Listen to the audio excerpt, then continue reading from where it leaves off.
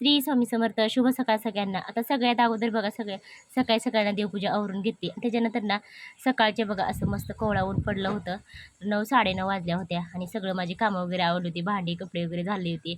तर अजून थोडीशी भांडी होती म्हणलं असं. तर सकाळी सकाळी ना मला शेवया बनवायला घ्यायच्या होत्या. त्याच्यासाठी कपडे वगैरे आवरून घेतले.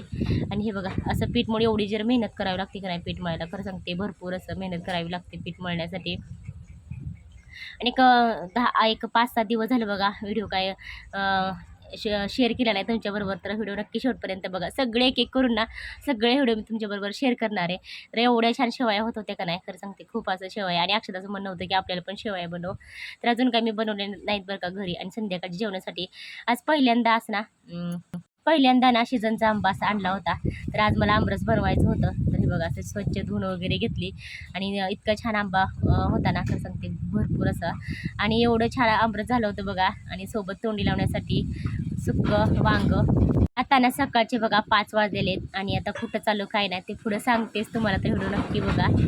तर हे बघा आता आवरलं होतं. सकाळचे 3 वाजल्यापासून ना माझं आवरावरी करायचं चालू होतं. आणि मग काय निघालो आता. एवढासा अंधार पडला होता नाही रस्त्याने, भरपूर असा अंधार पडला होता. आणि जाता जाता बघा भरपूर अशा पवनचक्क्या बघितल्या. तर तुळजापूरच्या खाली सोलापूरच्या खाली ना भरपूर अशा पवनचक्क्या दिसत असतात. आणि आलो बघा इथं. तर माहेरी आलो होतं, माझ्या भावाच्या मुलाचं जावळ काढायचं होतं.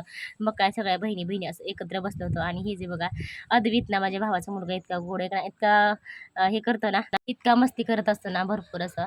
आणि हे बघा साईबाबाचं मंदिर होतं. तर मंदिरात ना असं मस्त उन्हाचा कडाका होता आणि मंदिरात बसलो होतो. येताना का नाही असं बघा देवीचं दर्शन झालं. आम्ही तुळजापुरातूनच आलो होतो. तर असं हे बघा असं देवीचा घाट. मी बसून बसून का नाही इतका कंटाळा आला होता बघा आम्हाला. रिक्षात भरपूर असा कंटाळा आला होता. आता संध्याकाळचे ना 7:30 पावणे 8 वाजत होते. आणि माझा भाऊ पण होता.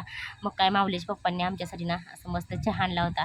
तर या सगळे तुम्ही पण चहा प्यायला. आणि येताना का नाही एवढं छान असं बघा मंदिर एक सजवलं होतं. त्याचं थोडंसं व्हिडिओ शूट केला.